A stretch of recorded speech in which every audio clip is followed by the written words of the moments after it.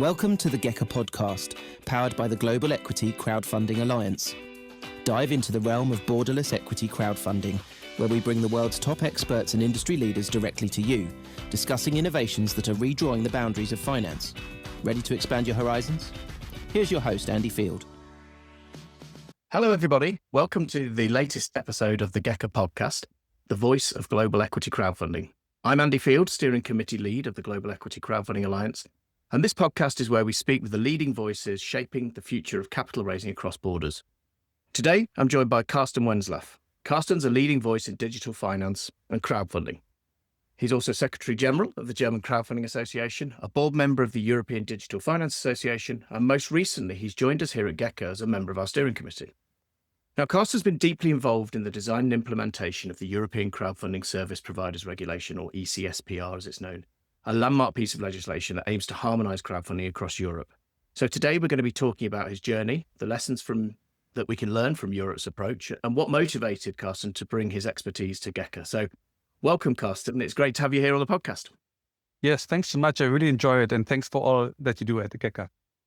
Oh, no problem at all. It's great to have you on board. And I think actually we could jump straight in with the questions, the Q&A, if you like. So you've long time been a central figure in Europe's crowdfunding ecosystem. And I'd love to know a little bit more about your journey, how you first became involved in crowdfunding and digital finance.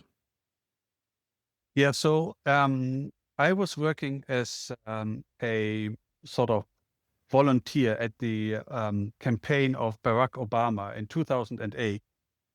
And he was one of the first politicians to really use crowdfunding and massive online donations in his campaign. And that got me interested in all of these topics of digital fundraising, but also community building. It was all about not just gathering money, for the purpose of just financing a project, but really about creating a community of people who are enabling an entrepreneur. And that led me to reach out to a number of the platforms, which started in around 2010 and 2011, when Kickstarter had a big, like a massive discussion in Germany. And what happened was that we had created a informal exchange between the platforms, and I was just interested to facilitate this exchange. Because I wasn't running my own platform, they saw me as the neutral moderator of this group of German crowdfundings. And this was called the German Crowdfunding Network, which was just an informal association. And then in 2014, there was a law which was trying to support consumers and increase consumer protection. But it at the same time would have made it illegal to use crowdfunding. So this was very difficult for the whole industry. We had a couple of equity crowdfunding platforms by this time and lending-based crowdfunding, and they all came and then they said, Karsten, you have some background in organizing and campaigning and working in politics.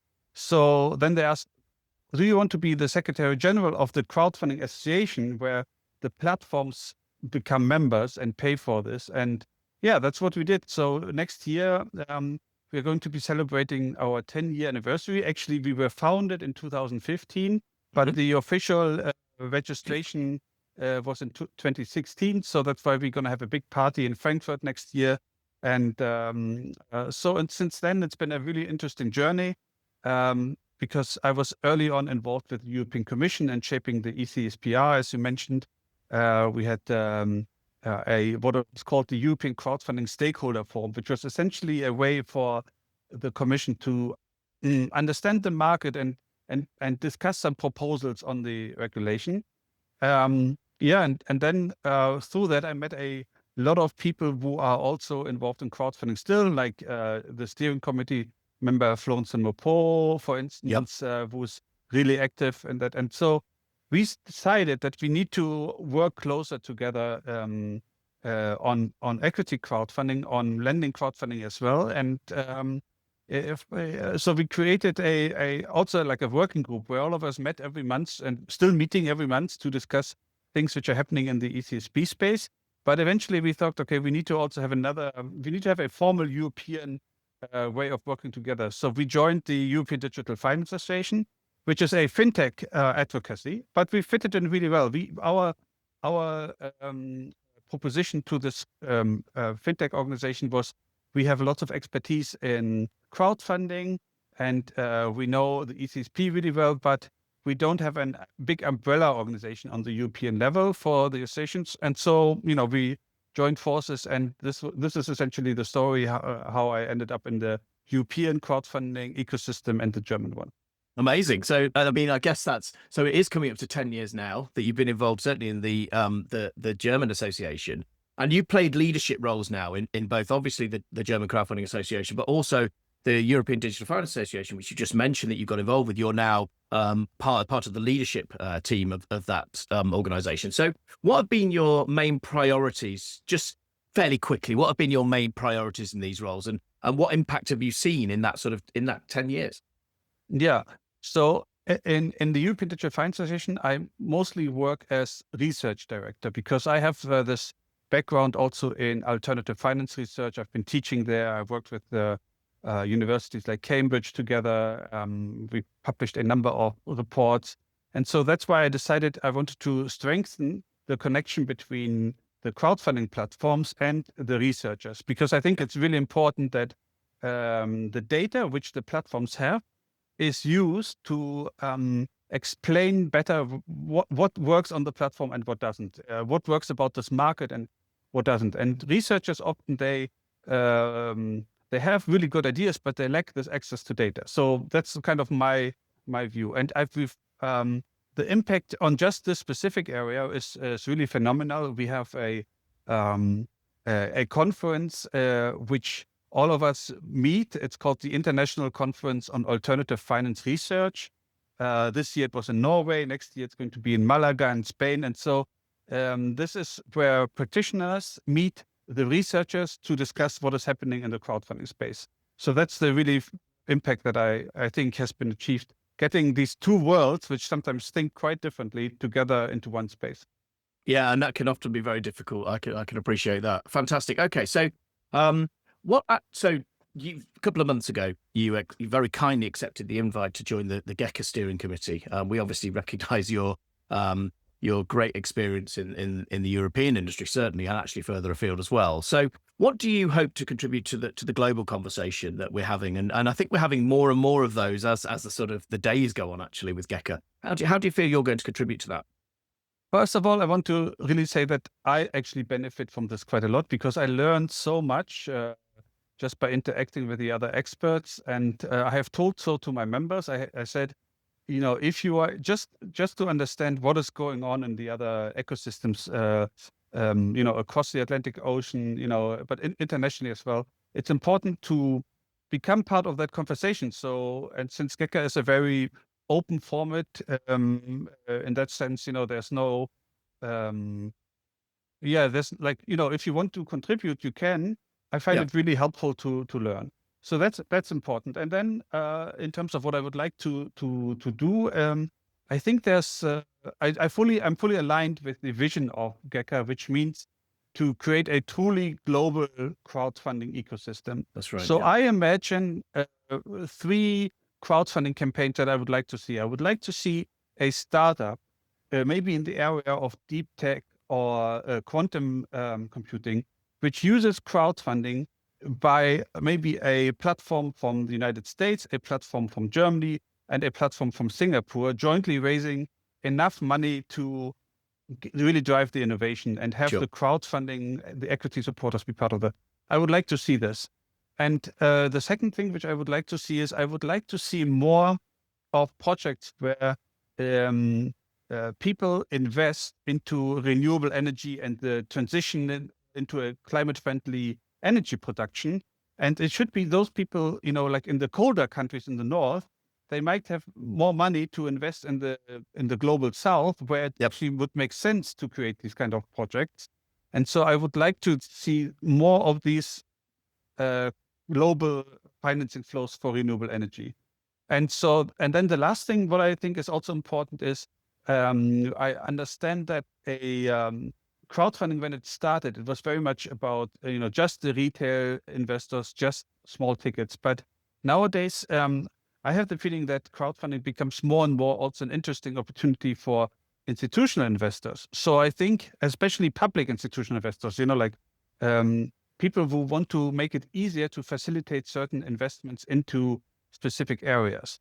And this is also, I think, very important that we try to showcase best practices, how we have public money flowing into innovative but sometimes risky investments, but helping the crowd to both understand the risks they're taking, but also maybe taking away a little bit of the fear of maybe these projects if they are too big or going across borders. So, bringing the public investment side and the private capital together on these platforms would be one of my missions as well. Great. That's very clear. Yeah, and I think obviously there are going to be some challenges around that, which is obviously one of the things that GECA is trying to, certainly identify and then address. Now, just moving on to Europe. Europe, I suppose, has already made a start in its efforts to harmonize the crowdfunding regulation, certainly through, we've already mentioned it, ECSPR. Now, for those less familiar with ECSPR, could you briefly explain what it is and why it matters? Before the ECSPR, if you were operating a crowdfunding platform in one country and you had to wanted to open up another office in another country, you would have to get a local license. And in some European countries, there wasn't even a specific license. There was no regime in place, so people had to play around with all kinds of other licenses like brokerage licenses, etc.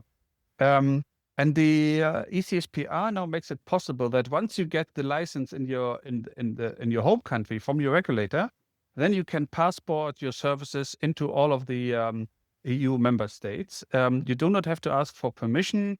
You have to, take care. For instance, there's things about communication and language, etc., which are still localized. But for most of the platform operation, you have one regime which you can use to operate in a lot of the countries. And the great benefit is also for SMEs, especially for SMEs in smaller countries. They can now use platforms which have a bigger investor community because they operate across borders. So I often see startups, especially, who use the equity crowdfunding also as an introduction, like for their marketing and finding new customers, not just investors, but new customers as well. And for them, of course, it's helpful to have a big community out there. Yeah. So this is essentially the big benefit of the ECSPR. And then the for the platforms also, the ECSPR has a very long text, etc. But when we're discussing this with the European Commission and the European Parliament, we also emphasize that often for a platform, it's easier to have regulatory clarity where they know, okay, in order to do this, they need to do this and this and this, rather than having regulatory uncertainty where they have to invest heavily to pay lawyers or consultants in order to understand if they're doing this correctly or not. So therefore, it's a big text, but I think it's possible to get through it. And I think also the associations on the national part, they now really try to help also new platforms to be compliant, because they don't want the new platforms to create any issues in the market, because this would have a negative impact on the reputation of everybody. So everybody is trying to help getting everyone else into a good shape to be able to have a good compliant crowdfunding regime. Okay. So the benefits are fairly clear, but I suppose you were involved in the design of ECSPR and to a certain extent the implementation as well. So from your perspective, what have been the biggest challenges, probably more so in the implementation of ECSPR rather than the design, but I'm sure there were some challenges in the design as well. In the design, there were lots of debates about, for instance, the limit. And, there are countries where the government said that the 5 million euro threshold, which is there right now, is too high. And there were other countries where they said, why don't we go for 8 million? Or, even higher. So in the end, this was essentially a compromise to go to 5 million euros, but this is something to be evaluated right now, and I think it's going to change. It's going to be increasing its scope, etc. So that was good in the design. Then certainly the challenge in the design is that still, of course, the text has to be implemented by the national regulators, and we have seen national regulators which have done a very, we've been very quick and very favorable, but some of them also have been a little bit pushing against it. So as an example, in the ECSPR, if you, as a platform, if you apply to your regulator, then within 3 months, you should have a positive or negative answer. Yeah. And because, you don't want to be hanging around in limbo forever. So essentially, this is not what happened. In some countries, the regulator was able to process these licenses application within 6 weeks, and then they had the license. Everything was fine. And in other countries, it took them sometimes 18 months because they were going back to the platform, asking for more information, and then would sort of drag this process along. Yeah. So that's one of the challenges. But this is also something what we are doing. So by the time I think this podcast will be published, we will have released a report which talks about, the challenges in implementation, and we are listing country by country what the regulators are doing well and what they're not doing well. And we are, and so this, I think, would be helpful to put pressure on those regulators which are a little bit dragging their feet, and also showing that some regulators are very much, up to the speed of the game, and they're trying to solve the issues, having dialogue with the platforms, giving them guidance, etc. So, and you can see this in the data. You can see that when you have a regulator who's very much trying to get this workable and has this dialogue with the industry, then platforms are going to move to that jurisdiction because they will know that this regulator listens to them and that they can get things done. And if a regulator continues to stall and to keep it difficult, then people are moving out of the country and moving to a different jurisdiction. So it's having an impact. Yeah, absolutely. Yeah. So this is a report, presumably from the European Digital Finance Association. Yeah. And it's going to rely, and you're doing a lot of the hard work, if you like. You're doing a lot of that research to help the regulators. And I suppose it's going to rely on the regulators' willingness to learn from each other and sort of understand what other regulators are doing well, and like you say, and what perhaps could do with some work and some changes. So it will be interesting to see how the regulators across Europe react to that report.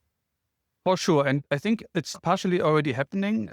We had this working group for, as I said, we started with this, I think, back in the 2015, 16 or so, but working on the ECSP also continuously since then. And so we had a meeting with all of the platforms and with the different associations, and we asked, so what is the cost of licensing? How much do you actually have to pay both to the regulator and also in legal fees? And, we just sort of compared, and we saw that in some countries, you would have to pay 15,000 euros just to obtain the license. And in others, you would pay 300 euros. Yeah. And so just by doing that, you could say, it doesn't seem to be fair. It's not a level playing field. Yeah, exactly. Yeah, totally. Yeah. So this has changed already. So the countries in which there were these high licensing fees have reduced their fees, which is great. And so we already had an impact for the industry, and for sure. And the report, I think, is going to be especially helpful when we look at different interpretations of the law. And I think the regulators are not trying to do to be hurtful on purpose. It's more that, they come from a certain legal framework in which they have a certain interpretation of what it means to be compliant with a certain text. And then there is no mechanism on the European Union to sort of battle this out. Essentially, we have to bring the regulators together and then that already helps them to understand that maybe that they are going a little bit too much in one direction or the other direction. So that's what we do. And then the commission, of course, they also look at this and see whether or not there will be any changes which they need to make to the legal framework, whether they need to clarify anything. And that's going to be very interesting. We said in the report we want to achieve a 1 trillion euro crowdfunding industry per year, which means we want 1 trillion euros to be on the platforms every year. And to get there, we need certain changes in the legal framework as well. And so we are pushing for that right now. Oh, that's really interesting. And we'll make sure our supporters are aware of when that report's published as well. So make sure everybody can view at least the headlines from that report. So okay, that's interesting. So if we take that to sort of the global lens now, so we already know that crowdfunding it should be inherently global. Entrepreneurs, investors, cross borders digitally every day. What lessons from Europe's ECSPR process, design and implementation, do you think are most relevant for other regions in the across the globe? Yeah, so I think one of the things which the European Union did at the very beginning of this whole process was to develop 4 scenarios and put them essentially in front of everybody, also not just the industry, but also the regulators, governance, and also like consumer protection agencies, and said, so what kind of scenario do you envision? And essentially, the choice which was given was that one option could be to create an opt-in regime where you can choose between your national crowdfunding regime and a European one. So this was something which was discussed for a while, but in the end, it didn't come to that scenario because everybody said, like if you have a crowdfunding platform, it should be clear to the investor how this platform is regulated. So having 2 regimes at the same time is a little bit difficult. So that was one thing. Then the second thing was to create a sort of best practices regime where the European Commission would only identify which of the national crowdfunding laws are working best well and promote that, etc. But in the end, this was also rejected as a scenario because we said, we actually need a little bit more reliability on that, and we want not just some best practice recommendations which are not binding. We want something binding.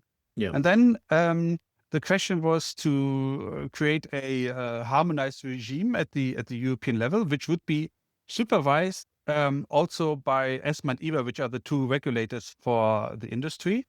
And so essentially create a regime where everything would be under the same framework and there would be no deviations. And this was also rejected because this was going too far, because then the crowdfunding platform said, actually, the way we want to interact with our local regulators because they also know our markets really well, etc. So what we end up, what the last scenario is essentially what we have right now. We have a European framework which is implemented by the national regulators. It has it's causing frictions, of course, but the reason why this was quite beneficial because in the end, the local regulators have this ownership of the crowdfunding industry as well. So they, so that's in my view really important for the long-term development of this industry. So if I would expand this to the global market, I think what we need to do is we need to think in scenarios. We need to think about like how can we achieve easy wins through platform collaborations, etc., or where we maybe simply recognize each other's crowdfunding frameworks as equivalent. Like you have this principle-based regulation where you say, okay, even if the law itself is different, it still is trying to achieve the same thing. So it's the same principle. So therefore, we will recognize each other's frameworks.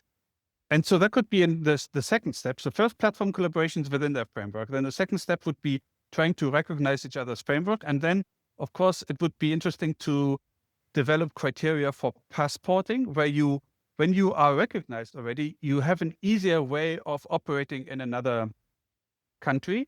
passporting some of your services into another country would be really interesting. And then the last thing, of course, but this will be really difficult to achieve, is to have like a harmonized framework for a global equity crowdfunding campaign. And I mean, there's no global rule maker in that sense. There's no global legislation which can bring this about. But what I would envision for the future, maybe, that the way it could work is that if you are a fully licensed platform in one jurisdictions, then you can offer crowdfunding service in another jurisdiction as well. And by doing that would be the passporting aspect as well. But you could do this for campaigns which are truly global. So you would need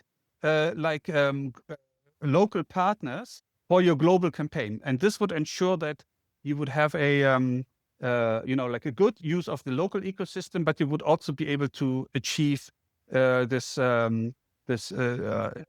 global reach. So what I mean with local partners, for instance, one of the things which we could talk about is that the platforms in Europe, for instance, they are required to be audited once a year in terms of compliance.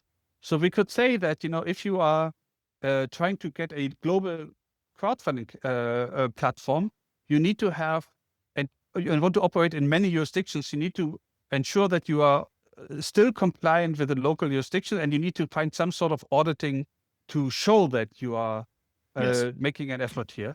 And so that could lead to these kind of global regimes eventually. Yeah, that makes sense. And actually, it follows on from a roundtable discussion we held recently. And it was yourself, and we had Jenny Kassan from the Crowdfunding Professional Association over in the States. We had Bruce Davis on from the UK Crowdfunding Association. And I think at the end of that, one of the sort of discussion points that we had was that this benchmarking exercise to almost establish a way for regulators to recognize each other's frameworks is something that actually we need to make a start on. I think we'll have some more discussions around that in the future. Yeah. So that's really interesting. So, and I guess that sort of leads me on to my next question, which is how you see GECA's role in fostering that sort of international alignment, or at least the cross-pollination between regions. You kind of already answered that question, but giving a range of possible ways that GECA could help in that. And I think in all of those scenarios, given the people that we have within the organization and supporting the organization, that discussions could be had, and we could facilitate those discussions to help bring some of those about. So just to move on to just the last sort of little bit about global collaboration, what do you think the biggest opportunity is right now for global collaboration in crowdfunding? And we've sort of already mentioned the sticking points, but where would you see the biggest positive, the biggest opportunity? So I have to say, for instance, that even though I think I'm fairly well informed about the US framework, there's still small things which I don't know, obviously. And so for me, the GECA, the different formats that you have developed are very relevant to get these sometimes also details right and understand what are the issues. For instance, the things we talked in the roundtable, how do disclosure documents, how do they have to be published, and do they have to be validated by the regulator or not, or do they have to be valid? Who's liable for them in the end? So that's really helpful to understand, because it also when I then talk to the German regulators or the European regulators, I can say that, look, this is the way it's being done in the United States, or in Singapore, or in India, and tell them how they are benchmarking against these kind of comparisons. Yeah. So that's really helpful already to have. So this kind of exchange of knowledge and just contributing to this almost like a library of knowledge about equity crowdfunding. But I think also I want to see platform collaborations as a first step. I would like to bring my members in Germany to meet with platform members from other countries, exchange with them. I mean, it's not going to be easy in terms of maybe getting them all into one room somewhere, but just getting them into virtual workshops and exchanges would be very helpful. And then the last thing, which I think is also maybe an interesting idea for the future, is when platforms are trying to do these global projects, they sometimes they would like to have someone else externally say that this is a good proposal for the investors. And we have some examples where we had, for instance, the African Guarantee Fund, they were taking, or the Swedish Guarantee Funds, they were saying, this is a good project and we will guarantee some part of the investment. So thereby, this is in my view, a very easy way of supporting the industry. So what I would like to organize or to see on the GECA level is that we bring these kind of institutions together with the platforms, and the platforms can say, look, we don't need your money primarily. What we need is a way of making sure our investors increase their appetite for risk, that they feel more confident, etc. So, and there's all of these global partners like the development banks, the guarantee funds. There's a lot of big global partners. However, right now they only focus on these huge scale investments. So if you want to raise a fund for a 500 million project in Africa, then you will have all of these institutional investors and public institutions on your doorstep, and they will try to help you with that. But if you do it for a small scale, maybe like a 1 million, 2 million, 5 million investment, it's very difficult to get them even to even talk to you, because they say, it's not worth it. And the reason is not so much because they don't want to, but simply because they're not familiar with what the platforms do.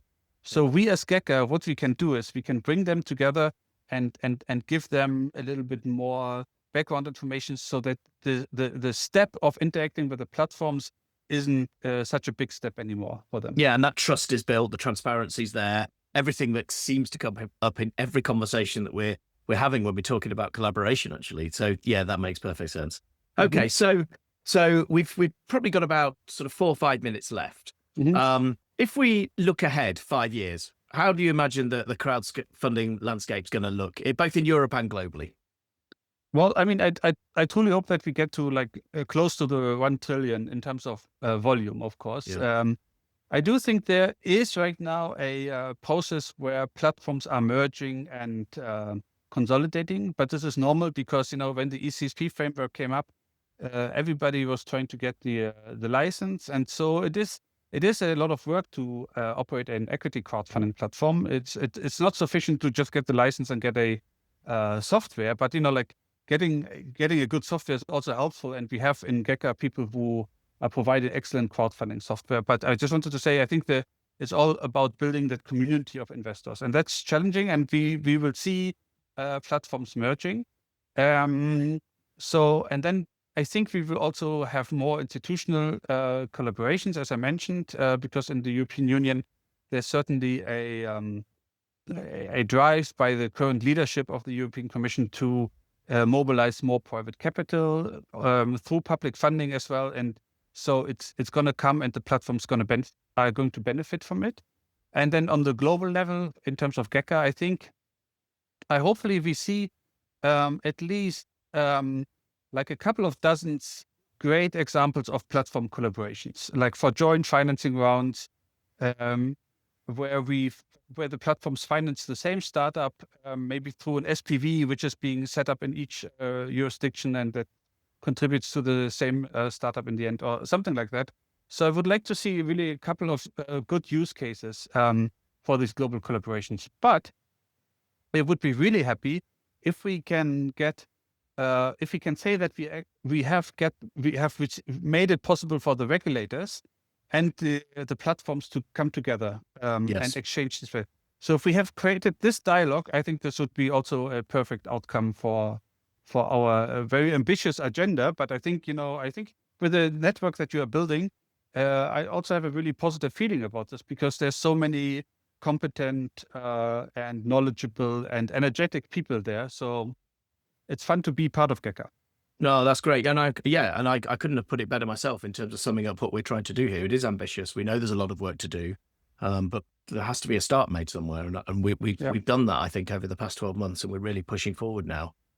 Karsten, that's pretty much all we've got time for. I just want to say thanks for sharing all of those insights today. And I know we'll have future discussions, I'm sure.